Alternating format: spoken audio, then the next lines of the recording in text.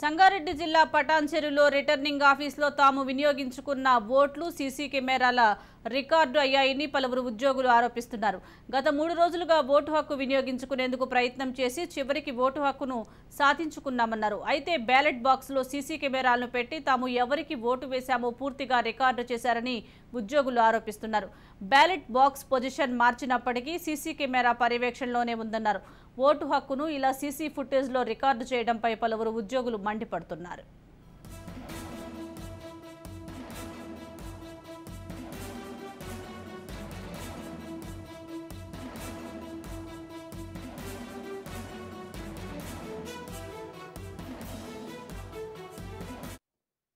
Vote వేయడానికి వచ్చాను.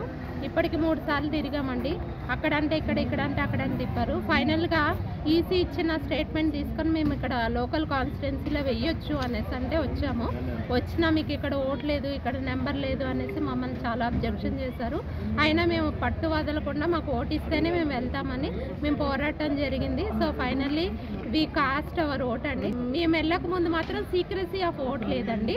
Already CC cameras కరెక్ట్గా అంతా పిక్చరైజ్ చేస్తున్నాయి మేము ఎవరికి ఓటేస్తున్నాం ఏమనేది. సో మేము వెళ్ళటానికి ఒక 4గురికి ముందు నుంచి మేము అంతా అది అబ్జెక్షన్ చేస్తే దాన్ని సీసీ కెమెరాని టర్న్ చేయడం జరిగింది. అంతకుముందు అంతా ఎవరెవరికి ఓటేశారనేది తెలిసింది. సో ఇది అకార్డింగ్ టు కాన్స్టిట్యున్సీ ఇది వైలెన్స్ అండి. ఎలక్షన్ రూల్ కూడా ఇది వైలెన్స్. సీక్రసీ ఆఫ్ ఓట్ అనేది ఇక్కడ జరగలేదు. పోస్టల్ బ్యాలెట్ ఓట్ వినియోగించుకోవడానికి అనేసి వచ్చాము. ఇక్కడ చాలాసేపు మమ్మల్ని ఎలో చేయలేదు ఓట్ చేయడానికి.